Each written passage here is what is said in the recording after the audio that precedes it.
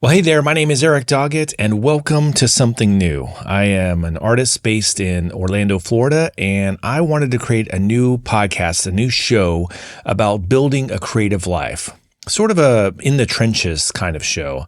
I'm going to call it the Creative Doghouse, and I'm looking forward to a lot of fun episodes, kind of talking about different challenges I've faced in creating artwork and kind of generally being in the creative field for the last 20 years or so. So first, I thought I'd start with a little bit about me. As I mentioned, I'm an acrylic painter. I've been doing that for maybe 8 or 10 years or so. I like paintings with lots of bright colors and just kind of funny stories. That's sort of my jam, so I like to do that, and I've been enjoying that for quite a while.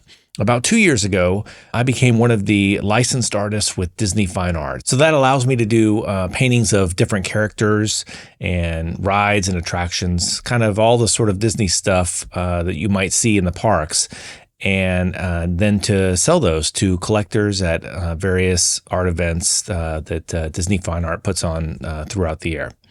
Additionally, a couple years ago, I was the first artist in residence at Skywalker Ranch. So if you've ever heard of Skywalker Ranch, this is the famous place where a lot of the work was done for Star Wars back in the day.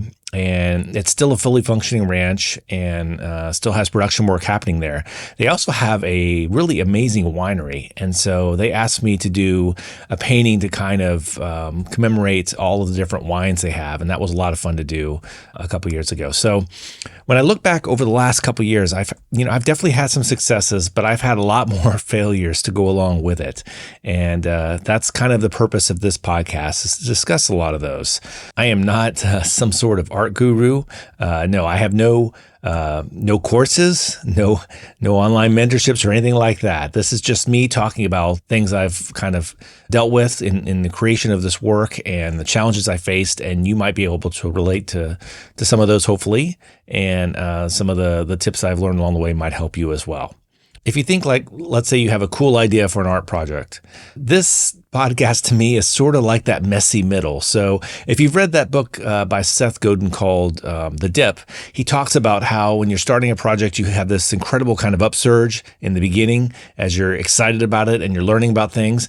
And then you kind of go over this crest and you start to go down into the dip where, it's full with doubt and you're not really sure if the project's going to work.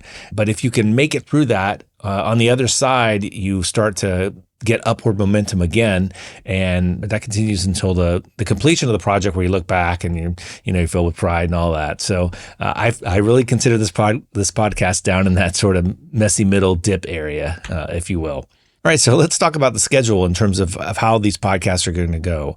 I think each episode I would like to talk a little bit about what I'm kind of currently working on and some of the challenges and the lessons learned associated with that. Maybe some useful takeaways or tips or techniques that I've come across in that time. And I'd also like to talk about something that's maybe interesting. I'll call it like an interesting spark for the episode that is motivating me, and it might be something that also helps motivate you for your work. All right, so let's talk about what I'm currently working on, which goes along with the title of this episode, Welcome to a Blank Canvas. So I am currently starting on a brand new painting for Disney Fine Art, and I'm staring at a blank canvas in a way. It's digital, but it's still blank. I've done about 19 original paintings for them so far, and it's been all the characters, in different locations and different rides. What I haven't done yet is people in that environment, and I thought it might be fun to do a painting of the band. So if you're ever like walking down Main Street at Magic Kingdom, every so often you'll see like a little marching band come by, and it's got a couple trumpets, a couple trombones, a tuba, and a little percussion section. And they just kind of come down Main Street playing their music, and it's a lot of fun. They get a lot of cheers, and it's just a really cool thing to see.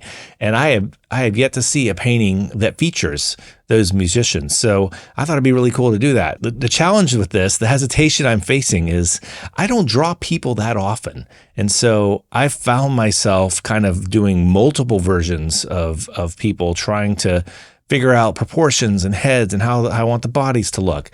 It's almost like I'm trying to force a style upon it. Like I want to know what this style is so that going forward, every future painting involving people for the rest of time has this look. This is kind of what's going on in my head. I'm annoyed a little bit by this fact that I have this thing going on, and what it causes me to do is it causes me to continually kind of work on it and then leave it for a day or two and then come back to it. And then I'm making all of these adjustments as if everything I've done up to that point is incorrect, and I'm fixing things. And this process has been continuing off and on for a while working on this. And this is not new for me. I mean, it's like every time I start something with figures, which I've done multiple times, multiple starts in a way over the last several years, I find that my brain kind of like stops and turns into like a committee meeting where these competing sides that all want to say in it. And I'm back and forth, trying to figure out the direction of this. So that's what I'm currently working on, the struggles I'm having with it. I think the interest I have in it is for multiple reasons. I mean, of course, it's Disney #1, so those are fun to paint. Also is my interest in music. So I played a lot of instruments growing up, and my grandfather actually had I guess you call it like a big band orchestra back in the 40s or so. So music's always been a part of the family, and this is I guess in a way, a picture that kind of brings all of that together. So I'm going to keep moving forward on it. So let's talk about a useful thing or like a takeaway that's happened during this process of the last week or two. I found myself going through a lot of art books that cover that mid-century style and finding a lot of inspiring images that can kind of help, direct me and to have a look like that, because that's kind of really I guess if I were to draw people, that's really how I'd want it to look, to have that sort of mid-century vibe. So a book I'm looking at right now, or I've looked at a lot, it's almost actually like the Bible for me on this in some ways, is called Cartoon Modern, Style and Design in 50s Animations. And it's written by someone named Amid Amidi, which I might be pronouncing that wrong. Amid Amidi, A-M-I-D, and the last name is A-M-I-D-I. It's just a great book that has a lot of history in terms of different productions that happened during the 50s and how those art pieces came about. And if that's the kind of style you like I do, it's a great reference for that. So I would encourage you to look at different books to help you get out of a rut if you are looking at trying to create something new, and you kind of need like a style reference for that. There's always something to be learned from art books. To kind of go along with that, something I've been doing on this is I will take photos of those pages from the book and bring them into Photoshop, and I'll just trace right over them for a while. All sorts of different photos from different artists in that book. And I know there's probably a group out there that's like, oh, tracing's, it's bad, it's horrible, you shouldn't do it. But for me, it really helps get my mind in the mode that I need to be in, I feel like, to create that type of work. So even though I'm not going to use those drawings exactly, it's still helping me understand proportions and style for, that time frame of artwork. So it's very beneficial to do that. Let's talk about, I don't know, we'll call it like an interesting spark, something that's kind of inspiring for me. So of course, if you happen to be in more in the Orlando area, so I can be at Magic Kingdom pretty often. And if you happen to be there and you see the band coming by, that was an inspiration for me for creating this. So definitely, if you're at that park, keep an eye out for them. Also, if you're in the area, Epcot is having their Festival of the Arts starting shortly, and this is an art festival that runs for several weeks actually, and they basically line the entire park with artists all the way around.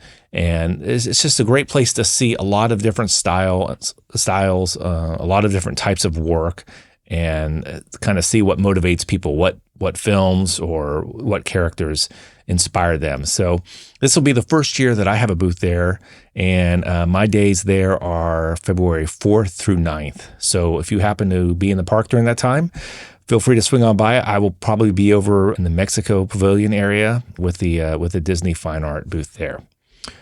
All right, so that pretty much wraps up this quick first episode. Next episode, I'm going to talk about whether or not, the painting actually broke through the blank canvas phase or not. If I'm still, negotiating with it, we'll see. But I will definitely have an update for you on that episode.